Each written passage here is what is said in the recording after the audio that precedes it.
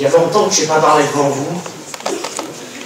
J'aurais préféré le faire à un autre propos, croyez-le.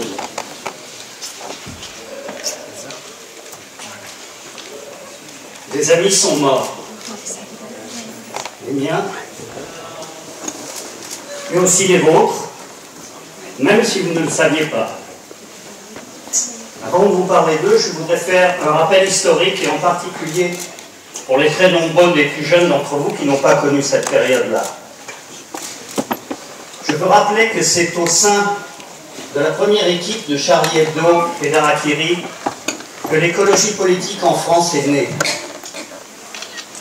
C'est parce qu'un de leurs dessinateurs et chroniqueurs, qui s'appelait Pierre Fournier, a fait les premiers grands articles, les premières grandes réflexions sur l'écologie en France, a sensibilisé la première génération de ceux qui devaient fonder les Verts une dizaine ou une quinzaine d'années plus tard, que chacun d'entre nous est présent aujourd'hui. Sans lui, nous ne serions pas là. C'est lui qui a créé le premier grand magazine d'écologie en France, qui était La Gueule Ouverte. Il travaillait aux côtés de gens pour qui l'écologie était déjà quelque chose d'important, même si parfois on n'utilisait pas encore ce nom. Je pense à François Cabanat, mort pratiquement à la date près, 1 an avant le drame, au moins il n'aura pas vu. Je pense à Weber, qui fut mon ami aussi. Je pense à GB, tous ces gens dont les livres, les dessins, les films pour GB avec l'an 01 ont été majeurs dans l'émergence de l'écologie en France, et souvent au-delà. Je pense aussi que pendant des années, je ne sais plus si c'est encore le cas, les dessinateurs de Charlie Hebdo ont autorisé les Verts à utiliser gratuitement, comme ils le voulaient, et sans demander d'autorisation, leurs dessins. Je peux vous dire qu'ils ne l'ont pas fait pour tout le monde. Je sais aussi, puisque dans quelques jours, nous allons remettre le, je ne sais même plus, 17e ou 18e prix Tournesol de la bande dessinée au Salon d'Angoulême, que nous avions d'ailleurs donné à Luz. Je sais à quel point le monde du dessin et du dessin satirique, le monde de l'humour, a joué un rôle essentiel dans la sensibilisation aux valeurs qui sont les nôtres. Ceux qui sont morts étaient nos amis, quel qu'était leur parcours politique,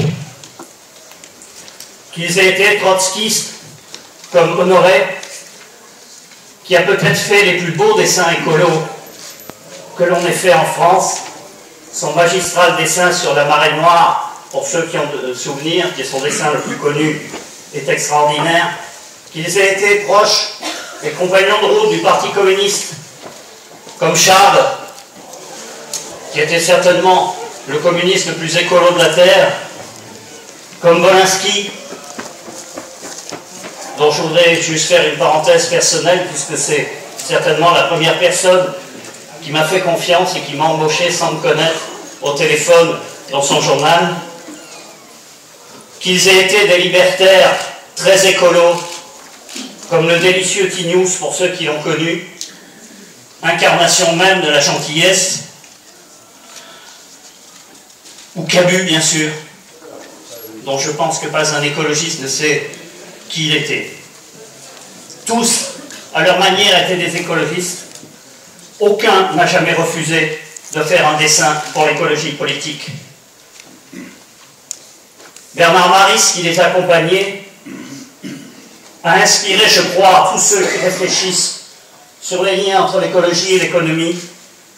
Et je peux dire que c'est sans doute le seul économiste dont on arrivait à comprendre ce qu'il disait et qui nous a beaucoup éclairés. Parmi ceux qui ont survécu, il y a aussi celui qui est sans doute le plus grand lanceur d'alerte de l'écologie en France, Fabrice Nicolino, qui souffre en ce moment sur son lit d'hôpital et que je connais bien parce que c'est mon voisin dans l'Aveyron aussi. Oui, vous pouvez l'applaudir aussi.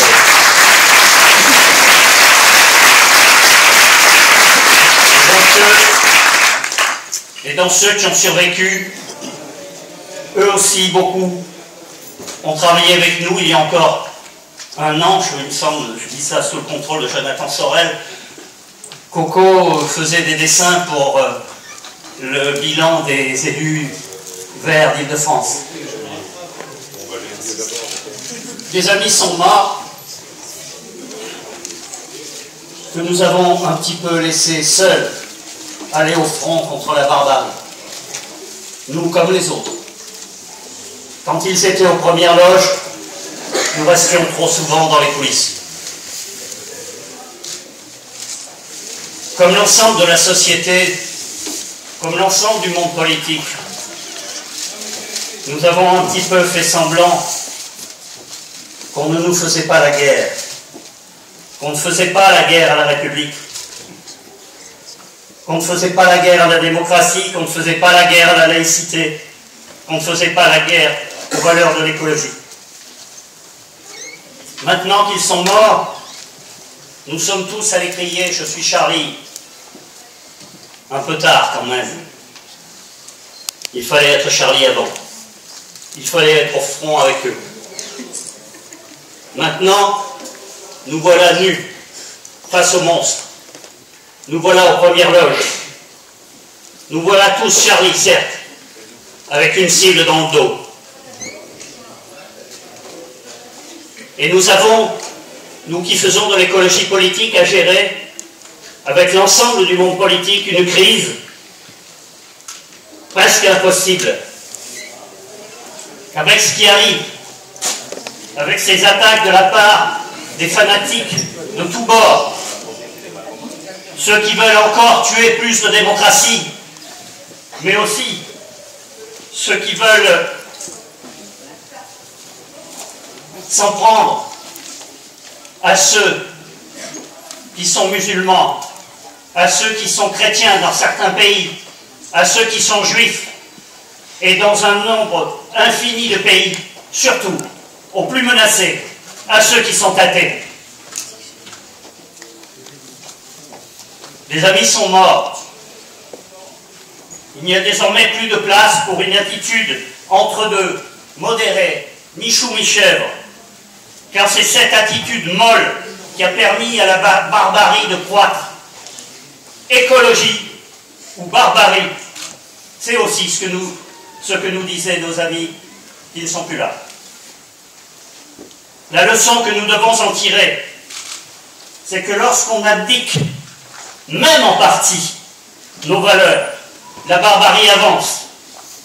Quand nous reculons, en acceptant un compromis sur ce que nous défendons, que ce soit dans l'environnement, le social, la démocratie, nous nous tuons nous-mêmes. Quand l'écologie se détourne de son essence en se concentrant sur l'accessoire, elle se suicide. Des amis sont morts, mais il y aura d'autres morts. Et ces morts seront comme ceux du 7 janvier, dans l'ombre. La grande manifestation de dimanche a montré que les citoyens de ce pays ne se laissent pas faire, qu'ils sont prêts à défier les assassins. Comment pourrions-nous rester en retrait? Ne sommes-nous pas restés un peu en retrait ces derniers temps? Ne sommes-nous pas restés en dehors de l'essentiel? Si peu de visibilité des Verts aux obsèques de mes amis. Il y avait Dominique Voynet à Montreuil, quelques militants ailleurs, que je remercie. Mais franchement, j'ai été gêné, je vous le dis en toute sincérité. La manif de dimanche a montré que c'est au cœur même de notre identité commune que nous avons été touchés. Eh bien, ce sont les éléments de cette identité qui doivent redevenir le cœur de notre combat. Que notre énergie doit aller là, et non se perdre en vaines querelles, en vaines ambitions, en vaines compromissions. Voilà ce que les Français, qui se sont tant détournés de nous ces derniers temps, nous ont aussi dit dimanche.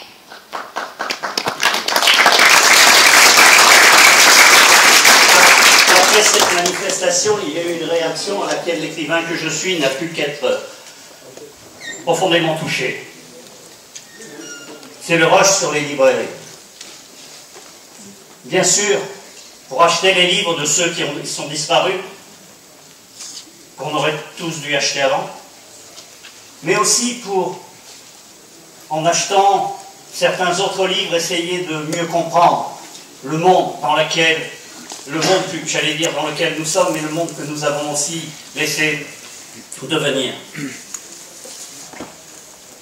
Eh bien, puisque les assassins ont voulu tuer la culture, il faut que nous répondions avec plus de culture.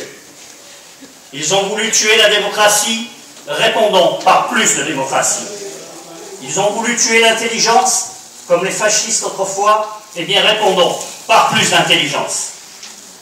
Ils ont voulu tuer l'humour et la satire, répondons par plus d'humour et par plus de satire, car ce sont là nos kalachnikovs à nous.